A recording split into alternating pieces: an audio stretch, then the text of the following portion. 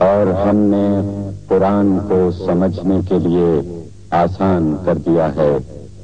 تو کوئی ہے کہ سوچے سمجھے۔ بسم اللہ الرحمن الرحیم۔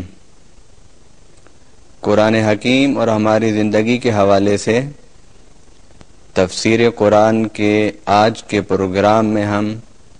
نامہ سپارہ کے اہم مضامین اور خلاصہ کا احاطہ کریں گے۔ اس پارہ میں 18 رکوع اور 159 آیات ہیں۔ اس پارے کا آغاز قال الملأ الذین استکبروا من قومہ لنخرجنک یا شعیب والذین آمنوا معک من قریتنا او لتعودن فی ملتنا قال اولو کنا کارہین۔ 8ویں پارہ کے آخری رکوع میں حضرت شعیب علیہ السلام کے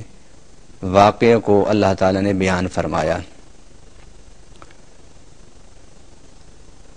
اور اس رکوع کا پہلا حصہ 8ویں سپارہ کے آخری صفحہ پر ہے، اور اس رکوع کا آخری حصہ نامہ سپارہ کے پہلے صفحہ پر ہے۔ تو گویا حضرت شعیب علیہ السلام نے جب اپنی قوم کو کہا کہ تم اپنے دنیاوی معاملات کو بہتر کرو اور لین دین کے معاملات کو درست رکھو اور معاشرے میں فساد نہ پھیلاؤ اور معاشی معاملات میں عدم توازن پیدا نہ کرو، جب حضرت شعیب علیہ السلام نے اپنی قوم کو یہ باتیں سمجھائیں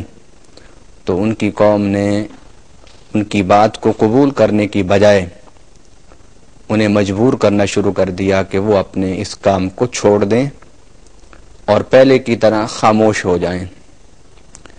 کیونکہ حضرت شعیب علیہ السلام کی اس خاموشی کو وہ یہ سمجھتے رہے کہ شاید شعیب ہم سے ہمارے معاملات دنیا میں اور نظریات میں متفق تھے،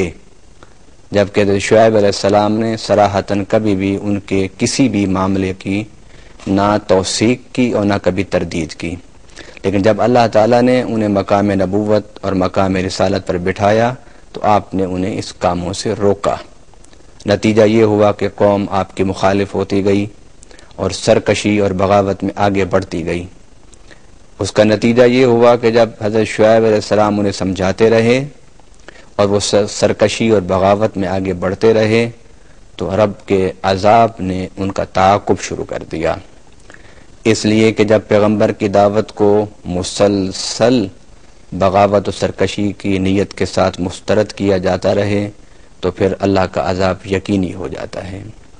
تو شعیب علیہ السلام کی دعوت اور پھر اس انکار پر ان کی قوم کو عذاب اس رکوع میں اللہ رب العالمین نے بیان فرمایا۔ اور نامہ پارہ کے پہلے رکوع میں رب العالمین نے بڑی وضاحت سے فرمایا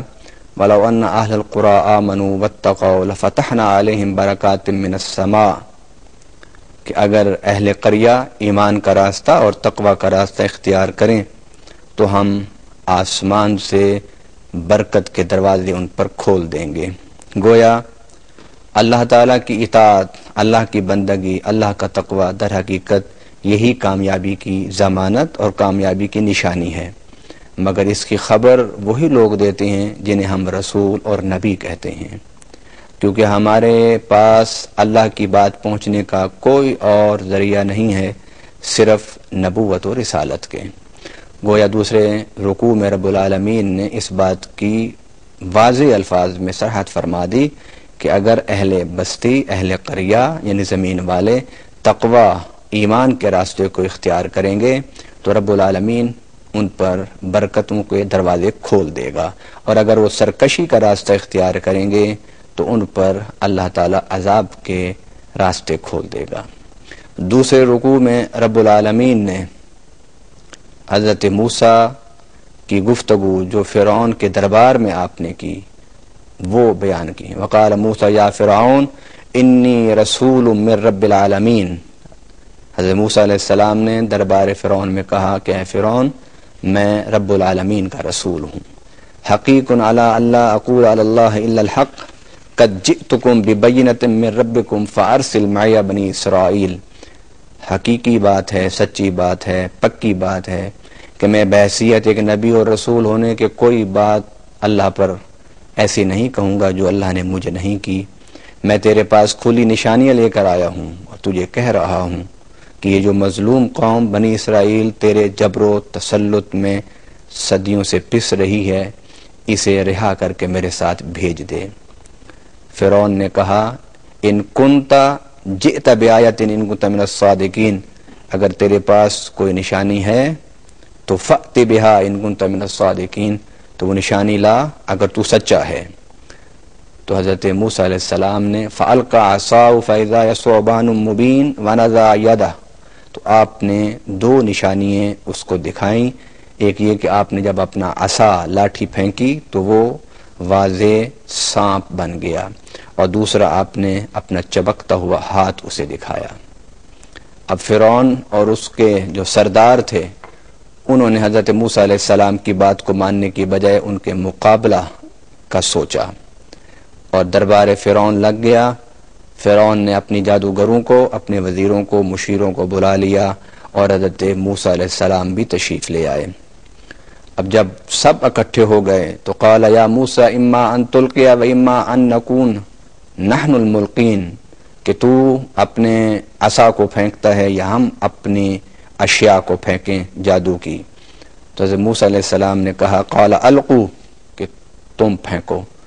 فلما القوا سحروا اعین الناس واسترهبوهم وجاءوا بسحر عظیم، ان کے پاس جو کچھ تھا انہوں نے وہ پھینکا، رسیاں، لاٹھیاں، لکڑیاں، وہ سب حرکت کرتے ہوئے سانپ نظر آنے لگے۔ جب حضرت موسیٰ علیہ السلام نے یہ دیکھا تو رب العالمین نے کہا وَأَوْحَيْنَا إِلَى مُوسَىٰ أَنْ أَلْقِ عَصَاكَ، اے موسیٰ گھبرا نہیں، تو بھی اپنی لاٹھی کو پھینک دے۔ حضرت موسیٰ علیہ السلام نے جب اپنی لاٹھی کو پھینکا تو اس لاٹھی نے فرعون اور اس کے جادوگروں کے تمام جادو کو نگل لیا۔ جب انہوں نے یہ دیکھا جادوگروں نے فَأُلْقِيَ السَّحَرَةُ ساجدین، وہ جو جادوگر تھے وہ سب کے سب سجدے میں گر گئے۔ قالوا آمنا برب العالمین، اور وہ کہنے لگے کہ ہم ایمان لاتے ہیں رب العالمین پر۔ اب اس موقع پر بھی فرعون کو ہدایت نصیب نہ ہوئی اور وہ غضبناک ہوا، کہنے لگا تم نے میری اجازت کے بغیر کس طرح ایمان کو قبول کیا ہے، اب میں تمہیں سزا دوں گا اور تمہیں ہاتھ اور پاؤں تمہارے کاٹوں گا اور پھر تمہیں سولی پر چڑھا دوں گا۔ تو ان جادوگروں نے جنہوں نے ایمان قبول کیا تھا اس سزا کی بھی پرواہ نہ کی، اور انہوں نے کہا انا الی ربنا